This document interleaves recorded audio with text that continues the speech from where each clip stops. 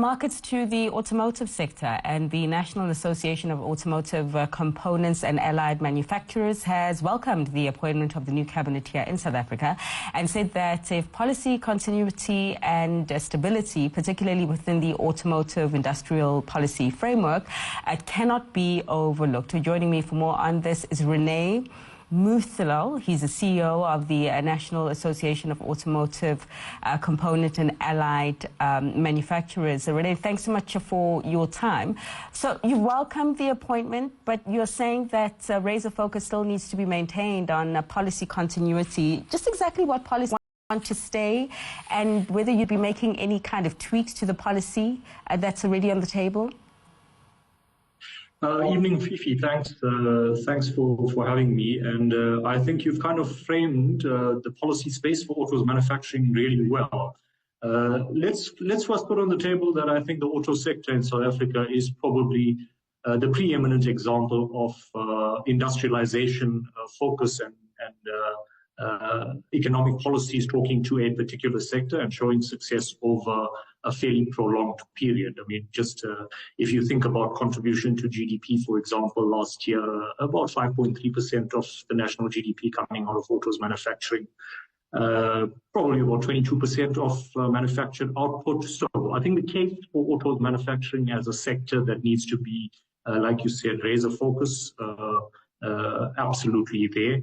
And recognition must go to the previous administration, the leadership of Minister Patel, probably under, I think, one of the more challenging 5-year terms from an industrialization perspective. We know about all of what came over 5 years. The fact that the sector has held up well and is now starting to show levels of growth, more than 600,000 vehicles produced in South Africa last year. I think it needs to be positively reflected on. However, coming to your opening statement, the APDP, or the Autos Production Development Program under the SA Autos Master Plan until 2035, is absolutely key to maintaining that sector and growing it over the medium to long term. And that's effectively the kind of policy stability and continuity that, as a constituency for component manufacturers, we're looking to see continue under the new administration. Any asks for the new minister, Minister Parks Tau, on how we move forward, or you move forward in terms of electric vehicles? I mean, you're talking about the amount of cars that have been produced in the recent while. Of course, we do know that cars that need to be produced in future need to be a lot greener and be a lot more electric, in a sense, to meet the deadlines of some of the key export partners and export markets here in South Africa. Any tweaks you'd be wanting to make to that policy?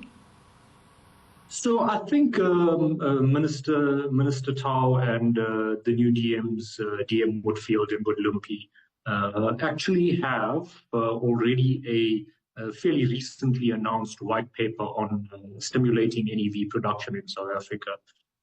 And then already positive policies have been scoped and now need to be implemented. At least from a component manufacturing perspective, we've seen an additional cash incentive being announced and now need to be rolled out. So I think as a sector, we should probably say that we've gone through a period of reshaping policy, particularly for NEVs and electric vehicles. It needs to be bedded down. It needs to be implemented. The different tax instruments now need to come into play. But we also look at our partners in the vehicle assembly community to start making the announcement around the electric vehicle platforms here in South Africa to allow the component space and the value chain as a whole to start responding to the opportunity. So I think the policy for electric vehicles is already there. I think there's probably some work that can be done in broadening the EV ecosystem from a consumer perspective here in the country. But that policy is there. We'd like to see it embedded. We'd like to see the platform announcements being made, volumes being announced, and the value chain will respond. I do think it talks to a wider objective that is already captured in various policy documents, and that is to move our localization rate in the sector up to 60% by the year 2035. If anything, if there is a slight criticism of the policy to date, it is that localization level has been sticky. It hasn't moved significantly beyond 40% over the recent past. If I can just give you a sense, I mean, when as sector stakeholders, we were part of modeling in getting to the SA Autos master plan, we should have probably been somewhere between 46 and 47% localization by this year, just short of 40 at the moment. That's about 30 billion rand worth of foregone opportunities in the component space. And I mean, if you translate that to jobs, you translate it to new opportunities for industrial entrance, transformation, technology and innovation. There's a lot that we're foregoing, and I believe a very sharp focus on increasing that localization rate has got to be the mandate of the new administration.